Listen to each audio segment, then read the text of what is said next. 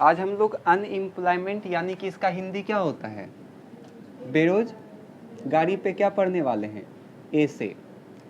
अंग्रेजी में आपको लिखना है तो क्या आपको हिंदी वहाँ पे लिखना है? नहीं, हिंदी आपको क्या रखना है, याद रखना है मन में। अगर आप 4-5 बार हिंदी पढ़ लीजिएगा तो आपको हिंदी भी याद रखने का जरूरत नहीं पड़ेगा, आप इंग्लिश में ही डायरेक्ट लिख सकते हैं।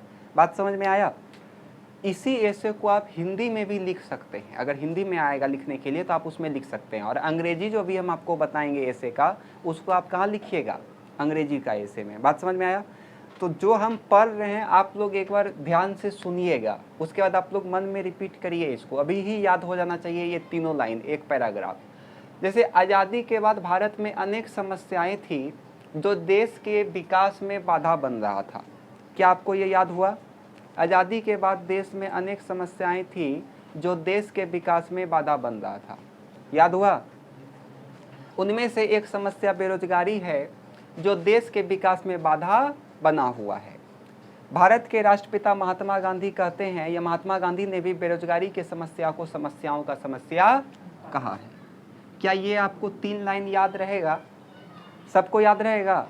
पहला लाइन क्या है, एक बार आप लोग मेरे साथ पढ़िएगा ताकि अभी ही याद हो जाए आपको। आज़ादी के बाद, बोलिए, आज़ादी के बाद भारत में अनेक समस्याएं थी जो देश के विकास में बाधा बन रहा था। फिर आपको क्या लिखा है, उनमें से एक समस्या बेरोजगारी है जो देश के विकास में क्या बना हुआ है, बाधा बना हुआ है। राष्ट्र के मतलब देश के राष्ट्रपिता महात्मा गांधी ने भी बेरोजगारी की समस्या को समस्याओं का समस्या कहा है। क्या आपको इसको लिखने में दिक्कत होगा?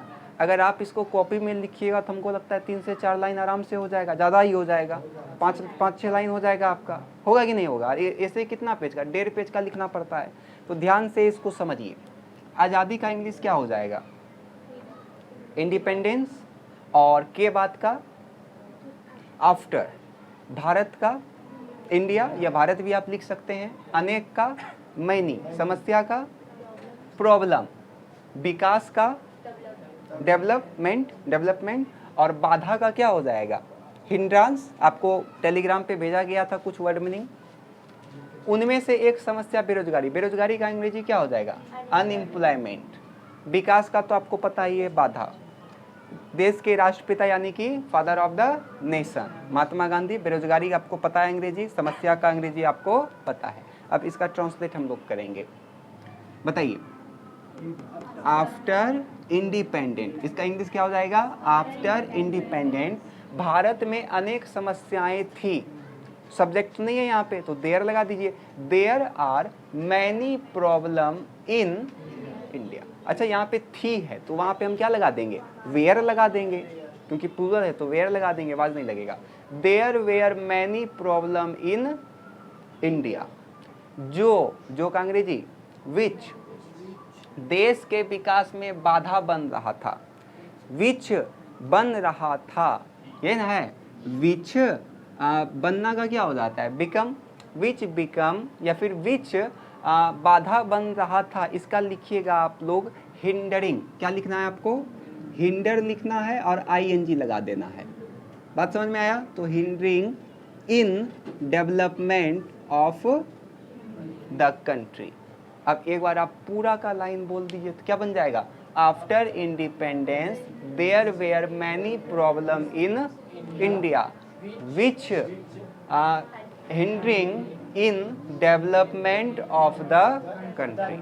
समझ में आ गया? उनमें से एक समस्या क्या है, बेरोजगारी है। यानी कि उनमें से एक, वन ऑफ दोज, उनमें से एक, one of those problem is unemployment. समझ में आया? उनमें से एक यानी कि one of those problem is unemployment, जो देश के विकास में बाधा बना हुआ है। क्योंकि यहाँ पे रहा था इसलिए आईएनजी लगाएं, लेकिन यहाँ पे रहा तो नहीं है तो आपको हिंड्रांस लिखना है जो इसका एक्चुअल मीनिंग होता है। तो क्या बन जाएगा, विच बना हुआ है तो विच हिंड्रांस इन डेवलपमेंट ऑफ कंट्री। समझ में आ गया? फिर देखिए क्या कहा जा रहा है, देश के राष्ट्रपति महात्मा गांधी ने भी बेरोजगारी की समस्या को समस्याओं का समस्या कहा। क्या हो जाएगा? देश के राष्ट्रपिता यानी कि the father of the nation, ये ना हो जाएगा। The father of the nation Mahatma Gandhi has called problem of unemployment as problems of problem. समझ में आया? एक बार हम लिख रहे हैं, उसके बाद आपको हिंदी बता देंगे। लिखिए फटाफट।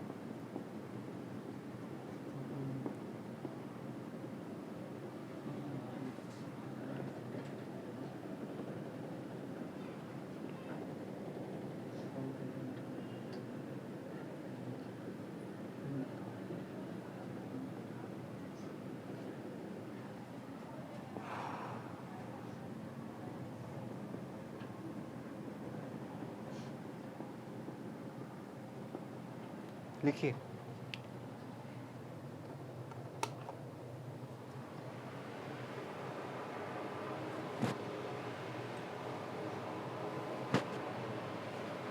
हिंदी के साथ में लिखिएगा।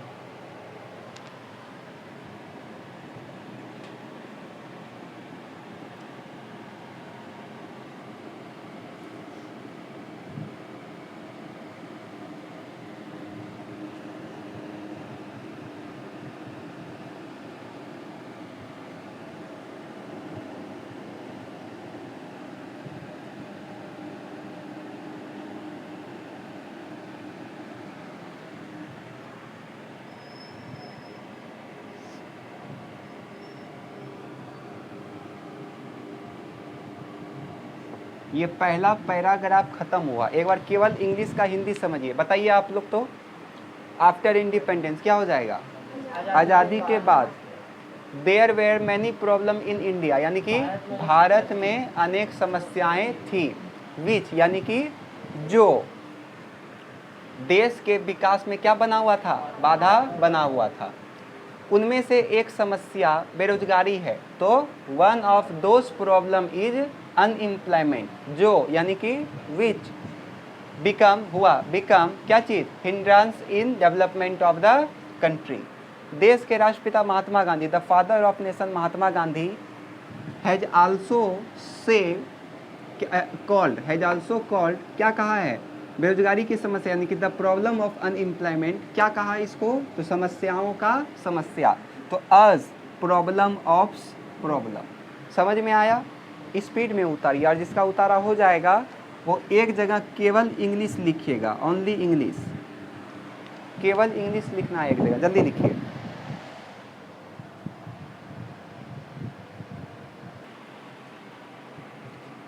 उतना लिखने के बाद आपको लिखना है मीनिंग, रेट और टाइप ऑफ अनएम्प्लॉयमेंट, यानी कि बेरोजगारी का प्रकार, दर और अर्थ। मीनिंग मतलब क्या होता है? अर्थ। ये आप सब हेडिंग दे सकते हैं इसमें। तो सबसे पहले आप क्या लिखिएगा? जब लोगों को उसके योग्यता के अनुसार काम नहीं मिलता है तो क्या उत्पन्न होता है? बेरोजगारी उत्पन्न होता है। और वे लोग क्या कहलाते हैं? बेरोजगार कहलाते हैं। Central for monitoring Indian economy, ये एक प्राइवेट संस्था है जो भारत में बेरोजगारी दर को नापता है।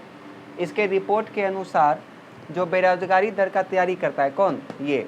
भारत में जुलाई 2030 में बेरोजगारी दर कितना पहुंच गया था? 8.45% दर तक पहुंच गया था।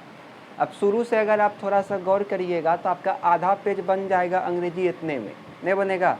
तो सबसे पहले आप हिंदी क्या बताए थे? आज़ादी के बाद भारत में अनेक समस्याएं था, उसी में से जो देश का विकास में क्या उत्पन्न कर रहा था? बाधा बना हुआ था। उसी में से एक समस्या बेरोजगारी का था, जो देश में क्या बना रहा था? बाधा उत्पन्न कर रहा था। देश के राष्ट्रपिता महात्मा गांधी बेरोजगारी की समस्या को समस्याओं का समस्या कहते हैं। वो एक पैराग्राफ ख़त्म हो गया। फिर उसके बाद आपको हम बताएं कि मीनिंग क्या है इसका। तो जब लोगों को उसके योग्यता के अनुसार कोई काम नहीं मिलता है तो बेरोजगारी उत्पन्न होता है। वे लोग क्या कहलाते हैं? बेरोजगार कहलाते हैं। आखिर इसका रेट कौन तय करता है? तो प्राइवेट संस्था है, नाम याद रखिएगा, centre for monitoring Indian economy. एक प्राइवेट संस्था है जिसके एक रिपोर्ट के अनुसार जो बेरोजगारी दर का तैयारी करता है। ये भारत में बेरोजगारी दर कितना पहुंच गया था? 8.45% जून 2023 में पहुंच गया था। जून होगा, इसके बाद का रिपोर्ट अभी नहीं आया है, इसलिए आपको जून का ही लेके चलना होगा। लेकिन जब आपका एग्ज़ाम होगा तो रिपोर्ट को बदल दीजिएगा, परसेंटेज बदला जाएगा। तो अब इसका अंग्रेजी करेंगे हम लोग। बताइए, जब का क्या हो जाएगा? जब का व्हेन, लोगों का क्या हो जाएगा? पीपल। व्हेन पीपल नहीं मिलता है, जब लोगों को उसके योग्यता के अनुसार काम नहीं मिलता है तो क्या बन जाएगा? व्हेन पीपल डजंट, क्योंकि ये प्रेजेंट टेंस है तो डजंट, काम नहीं मिलता है। तो बताइए क्या हो जाएगा इसका? सॉरी, व्हेन होगा ये। When people doesn't have any work, योग्यता के अनुसार, उसके योग्यता के अनुसार। तो अनुसार का क्या हो जाएगा?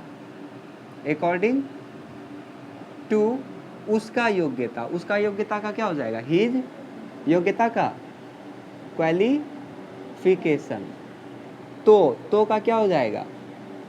देन बेरोजगारी उत्पन्न होता है तो बेरोजगारी का क्या हो जाएगा? अनएम्प्लॉयमेंट। उत्पन्न होना मतलब सीधा आप लिख सकते हैं एराइज।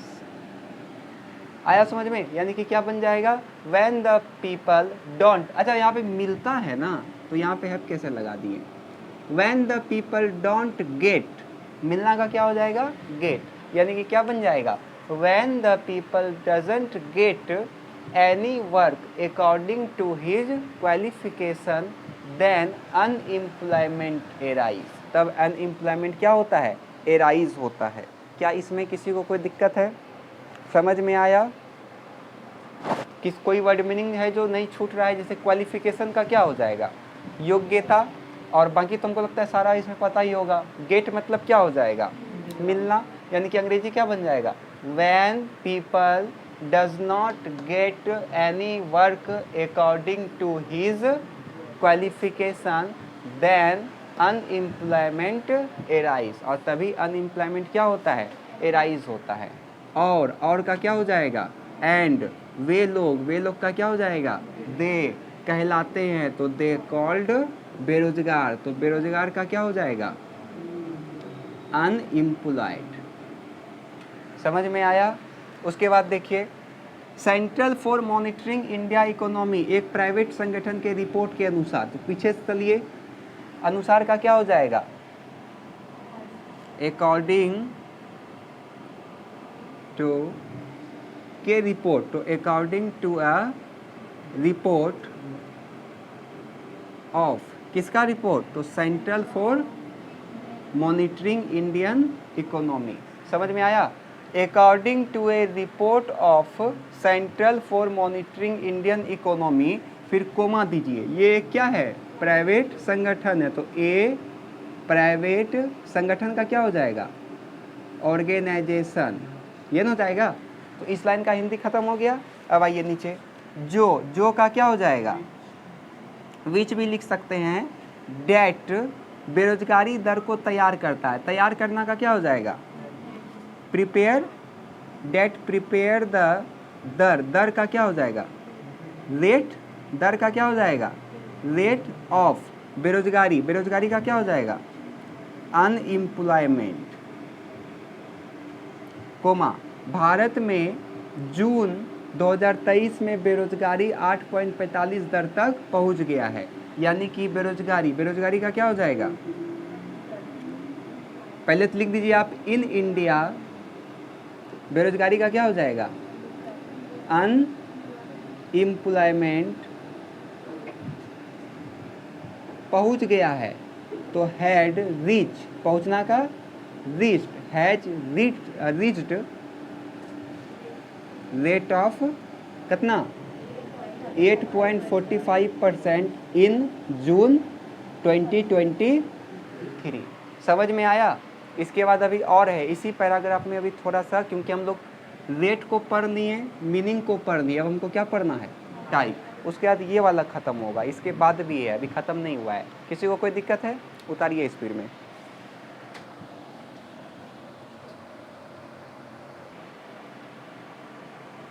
देखिए टाइप अब हम लोग पढ़ लेते हैं। बेरोजगारी मुख्यतः 3 प्रकार के होते हैं, बताइए इसका अंग्रेजी। There are mainly 3 type of unemployment. ये ना जाएगा, जहाँ सब्जेक्ट नहीं रहता है वहाँ देयर आ जाता है। क्या बन जाएगा इसका? There are mainly 3 type of unemployment. आप समझ जाइएगा ना हम ये क्या लिखे हैं, बार बार उतना बड़ा वर्ड लिखना थोड़ा बनता नहीं है। तो क्या हो जाएगा? बेरोजगारी मुख्यतः 3 प्रकार के होते हैं, तो there are mainly 3 type of unemployment. पहला वो, तो पहला का क्या हो जाएगा? फर्स्ट। वो का क्या हो जाएगा? दोज, जिनके पास काम नहीं होता है, तो who don't have any work. समझ में आया?